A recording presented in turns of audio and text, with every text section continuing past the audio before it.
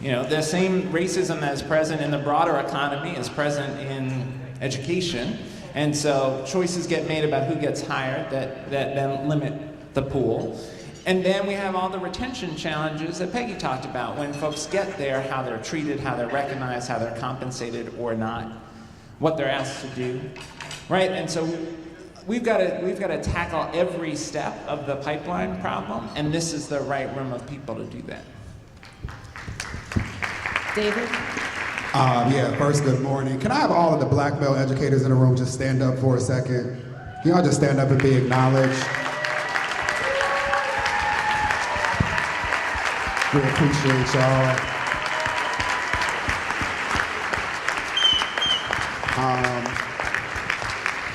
So thank y'all for doing God's work. As Freeman Rabowski, the chair of the commission that I had the honor of leading, would often say. I think that's important because for me, one of the biggest challenges is the perception that we don't exist, right? So while the numbers are small, while we continue to talk about the 2%, what we fail to do is acknowledge that there are so many of us who stay in spite of and who do the work required to ensure that our babies are loved and supported.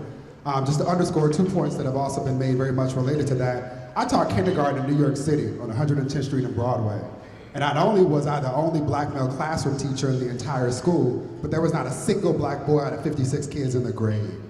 And often in cases where there's a lack of diversity and intentional acknowledgement of the challenges that have been discussed, we just accept that to be reality rather than acknowledging that that's wholly problematic, right? The biggest challenge that I faced, aside from being the only one in my school, is the perception that black male educators, particularly at the elementary school level, are pedophiles. So I spent more time not preparing lessons or thinking about how I could bring the world into my classroom, but responding to white women who wanted to tell me how to police my body around babies. Right. And then having to have the same conversation with black folks who sometimes forget that none of us would have the luxury of doing anything if we didn't have educators who supported and loved on us.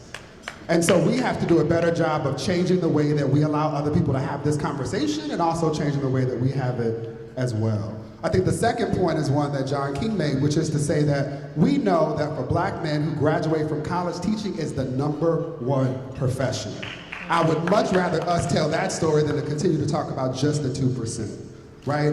And to back into that, the thing that we need to be mindful of is that there are simply too many of our babies who don't graduate from high school with the skills they need in order to go to and complete college. And so those are two problems that I think we need to address if we're going to come to this space and have a different version of this conversation sometime soon. Oh, thank you. We've talked a little bit about the invisible tax on African American educators, and especially on African American male educators. John wrote a piece about it in the Washington Post, and many of the issues that you guys raised as part of the problem are in fact part of that idea of the invisible tax. But I would venture to say that there is probably another tax or a responsibility on black male educators, and that is one to serve as a role model for the young people in front of them, no matter what those young people look like, and to, as Vincent said in his opening remarks, lift as we climb. And so talk to me about the fact that in addition to teaching, which is its own thing, right, super hard, especially if you're good at it, you have all of these burdens that people place on you from their perceptions about you, and you have a responsibility to the community to show up for these young people and to bring folks with you. How in the world are these men gonna do all of that and not have a stroke? They can do it. And Peggy said y'all can do it. You can do it, and we've done it. And I say that because one of the things to remember is that you are the most important variable in the life of a child and whether they succeed in high school or graduate from high school. And I'm gonna tout my own organization for a minute as a board certified teacher and what the process of National Board does for an individual in a classroom. I was very successful before that, but it was transformational after that. I started my own engineering school, going gangbusters today, my replacement, I would not leave until I found the right person. And he was a black male educator who was going through the process now. I took my entire staff through it. So having a level of pedagogy and content knowledge that is not questionable by anyone, and going through this process makes that true. And being able to step into a classroom and knowing that every child in that classroom is your responsibility, in the sense that you can make or break by what you say, the way you treat them, and how you get to know them, and their feeling of being welcomed into a school. So one of our first core propositions is teachers are committed to their students and their learning. And once you go through these 5 core propositions and a set of standards, you understand what your true role is in that classroom. Academics is only one part of that. They are counting on you to be a counselor, to be a surrogate parent, to be a coach, to be a supporter, to be a cheerleader for them, and all of these things are possible because of the passion and engagement that you have within this classroom. I woke up every morning for 38 years and could not wait to get to school. But I wanted to make sure that once I got there, those kids who were coming in were so engaged and so just inquisitive and curious about what was going to happen the next day that they too jumped out of bed and wanted to be in that classroom. So I made my room somewhere I wanted to be, so they wanted to be there as well. So yes, you can do this. Shout out to Obama. So I agree with everything that was said. I just want to underscore a couple of points. One, in Sula, Toni Morrison talked about black men being the envy of the world. And it's an acknowledgement that we often are forced to show up in ways that don't necessarily align with how we want to show up, but we show up based on the needs that our community have of us, right? And if we also remember that we are the descendant of people who risk their lives to learn to read by candlelight and moonlight, we acknowledge that we have always had the tools to show up and to show out. The thing that's most important for me, and I say this being very intentional, having worn this shirt, represented still my First Lady, Michelle Robinson Obama. We have to be mindful of the need for self-care. And I mean this intentionally, my brothers, right? What I want to talk about is, are you good, right? Because we often accept the lies that the world will have us believing, which is that we shouldn't have emotions, that as black men in classrooms, we shouldn't emote, we should do the things that acknowledge that we feel a whole lot, right? And so it was really important to me when I was in the classroom to have a squad. A small group of other black male educators. We weren't in the same school, but we had similar experiences, and we were intentional in getting together to support each other, right? I'm looking at Travis, who shows up for a lot of folks in this regard. And so my ask is that each of us, as we do this work and bring others with us, prioritize our self-care, right? And this is also, I know there are a lot of women in the room. I shouted out my brothers. I want to acknowledge as a member of the Mama's Boys Club that y'all often are running around here like Olivia Pope, sacrificing your sanity for everybody else. So y'all got to do a better job too, so that we can stand in this space together for all of our black babies. Yeah, no, and I think that's, I mean, I was going to build on the self-care point.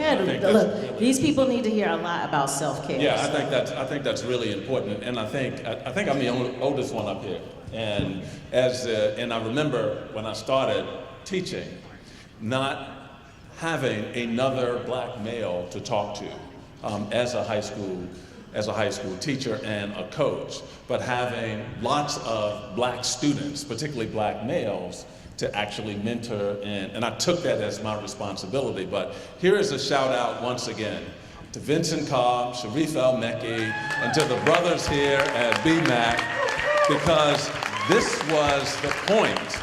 This was the point when they first started talking about this, of having a community for individuals to come into to actually talk about some of the things that we hold close and we've been conditioned to hold close, like our emotions, our feelings, our challenges. And part of what is happening here at Bmec is that it is a community of individuals who are actually talking about not just their practice, but also talking about their feelings, what support is needed, and how they can support each other. And so this self-care point is extremely important. We know we get better at what we do when we talk about what we do.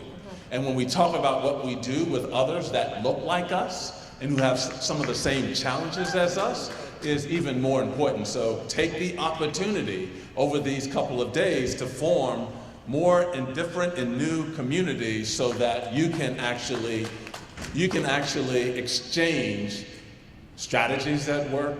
You can exchange stories about difficulties and challenges.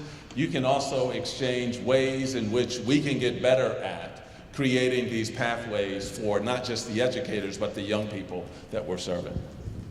I just want to build on Bill's point and challenge folks in the room to be disciplined about what Bill just described. So if you're in a community and there is not an organization like the Fellowship, start one. Amen. Come Right? on. Like resolve today that you're going to go back and start one. And even if you have a community of folks of color, of other educators of color around you, and you think, well, maybe then we don't need the fellowship here. No, there's somebody else who doesn't have that in your community, and by creating something like the fellowship, formalizing it, having discipline around it, you can create that opportunity for other people. Second place to have discipline is you should always be mentoring someone and have someone who is mentoring you. The first one is easier because we all tend to take that on, right? But by being a mentor to someone, I mean finding someone who is a new educator or someone who's in college or someone who's in high school, who's a future educator, and personally building a relationship with them to mentor them. But then also having the discipline to find somebody who's going to be your mentor. We all need that. No matter where we are in our careers, right? We all need someone who we can go to for advice and guidance and being disciplined about finding that. And then the last piece on discipline around self-care, to David's point, is that has to go in your planner too. Right? And many of us, we don't put that in our planner. We don't put in our planner, call our parents, call our siblings. We don't put in our planner the time that we should for our own families and relationships. But if you don't protect those, you will lose them, because the reality is our kids need everything we could give and more, right? But we've got to balance that with being able to show up tomorrow. And so we've got to create that time to nurture ourselves and to take care of ourselves. And we have to be as disciplined about that as possible. Thank you. Over the last 30 years, we have thrown a lot of spaghetti against the wall trying to fix schools, from high-stakes testing and accountability to charter schools to teacher evaluation to, I don't know, lots of things. Thrown lots of money at the problem, and still we are not at a place where enough of our schools are appropriately educating enough of our children. And now, when I am running around the country hearing about the next new thing, there's a lot of energy around school redesign. We now we've played with people, we've played with policies, we've played with curriculum, we've played with all kinds of things. Now we're gonna play with the design of the school, which is interesting. But people are lining up to put lots of money into school redesign.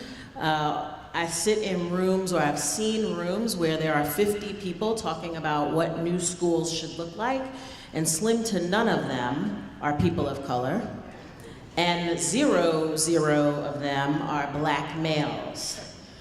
When we think about the kinds of schools that we want for our own young people, what kinds of school designs would we advocate for?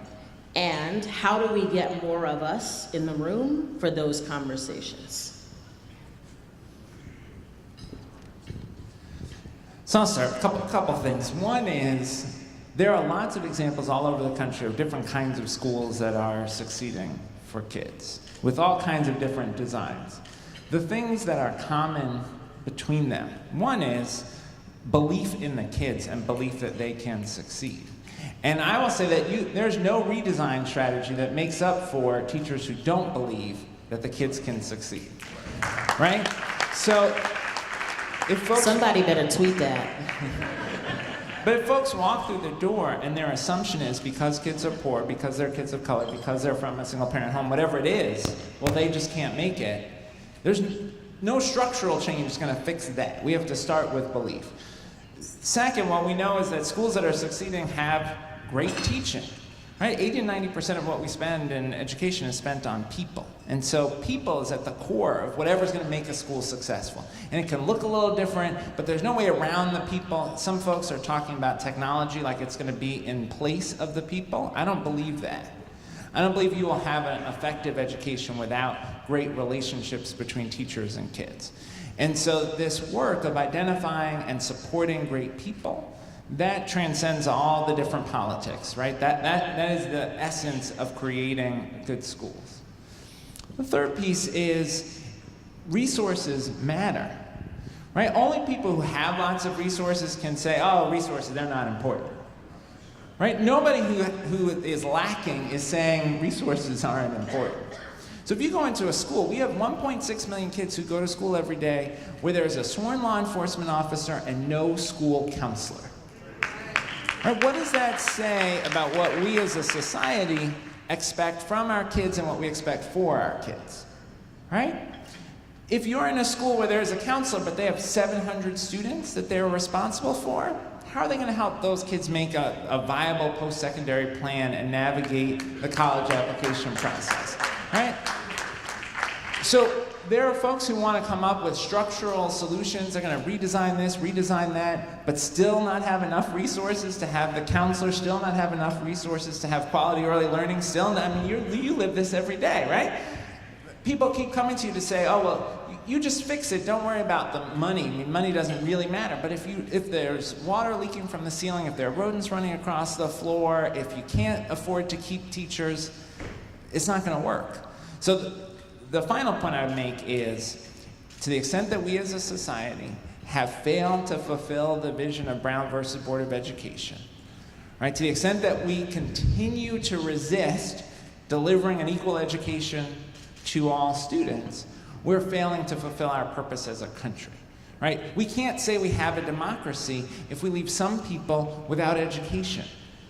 Right? And so we fundamentally are not where we need to be as a country. We have a majority of kids in our public schools are kids of color. A majority of kids in our public schools are eligible for free or reduced price lunch. We have no future as a country if we fail to educate low-income students and students of color. None.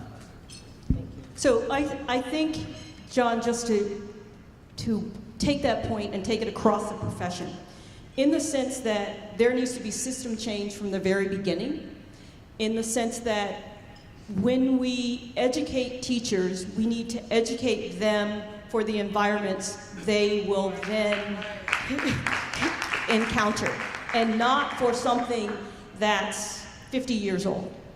So what I mean by that is a set of expectations, a set of standards, of entry standards and exit standards, so that we as a profession have prepared you properly for every type of environment that you will meet. The challenges that children currently meet in classrooms. So that means that all of us have to talk to each other.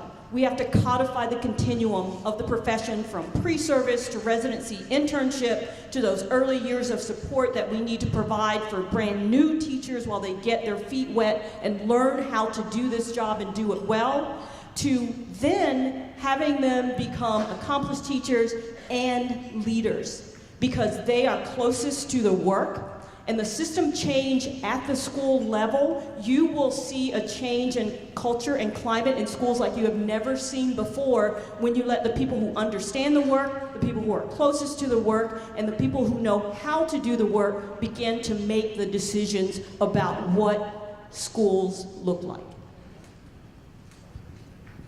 I agree with all of that. Y'all should give her a round of applause for dropping those jewels. I told y'all I'll talk kindergarten, so I want to make this as plain as possible. One of the things that I enjoyed most over the last 5 years, having led the White House Initiative on Educational Excellence for African Americans, is producing a summit series. We produced one here at the University of Pennsylvania. Some of y'all were supportive in that regard. But the goal was to change the habit that adults have of seeking or purporting to want to solve problems for young people, and doing so by gathering rooms with other adults, thinking about what it was like when we were their age, asking ourselves, what do we think we might want if we were going through what they're going through now, and then designing and implementing solutions without ever asking a young person, what are you doing, how can I be supportive, and what can we do together? And so the one rule at these summits, we produce them all across the country, 4-year institutions, 2-year institutions, predominantly black, historically white, all of the like. The one rule is that the only experts who got to sit on a stage like this were students. Because we don't let them talk, right? So my request is, and I've done this before, the next time y'all do this, please let one of these young people sit up here because they can talk for themselves as well. The thing that came up when we asked young people at this summit, we asked one question, y'all can take it, run with it. Please ask young people you meet the same question, and it's this. What do you need in order to thrive? What do you need in order to be whole, happy, and have the resources required to show up and show out, not only in school, but in life? And every time we asked the question, there was one answer that came up. It wasn't money, although that's important, right? It wasn't a fancy school building, although that matters, right? It was love. Our babies are demanding that we do a better job of loving on them, acknowledging them as human, right? This is in the spirit of A.C. Hilliard. I've never met a child, a particular black child, who is not a genius. There's no secret to how we support them. We first acknowledge them as human, and we second support them with love. But the reality is that for so many black and brown kids, LGBTQ students, other racial ethnic minority students, the last thing they get in school is love, right? So we run them through all these traps. We don't think about their health and well-being or their social emotional development, and for a lot of them, it really doesn't matter. And so I'm saying all this to say again, I think for a long time in education reform, we've spent too much time dealing with the problems of adults and not necessarily engaging with the things that matter most for our students. The last point I'll make is this: leadership matters. I want to acknowledge you, Kaya, and all that you were able to ensure happened in DC. We too often overemphasize and spend too much time talking about what classroom teachers are not doing without acknowledging that leadership matters significantly. We have too few leaders who are culturally competent, who understand that our babies exist in a world where just yesterday there were 2 black girls who were accosted by a black male police officer outside of their high school in New Jersey, literally drugged by their hair by a black man. So our babies don't have to experience this stuff literally, they see it every single day. While we get to call out sometimes on some black tax, Black Lives Matter, I just don't want to deal with white people today, our babies are forced to endure it. And so what I'm saying is that we have to be responsible by also including and calling out people when they're not doing their jobs. There are too many leaders, principals, superintendents, not this one included, who are asleep at the wheel, and they need to be called out too. Y'all get real excited when Maxine starts talking about Klan president, but y'all get real silent when your superintendent isn't doing what he needs to be doing or she's not doing what they need to be doing. So if we do a better job of loving on our babies, and I mean loving on them, this is again a challenge that black men face because we're not supposed to do that. The lies they tell. And then holding each other responsible for doing the things we purport to care about, all this stuff will change.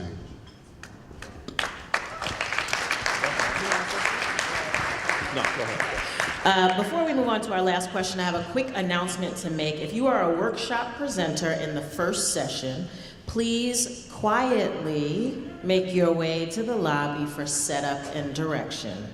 Workshop presenters in the first session. Thank you.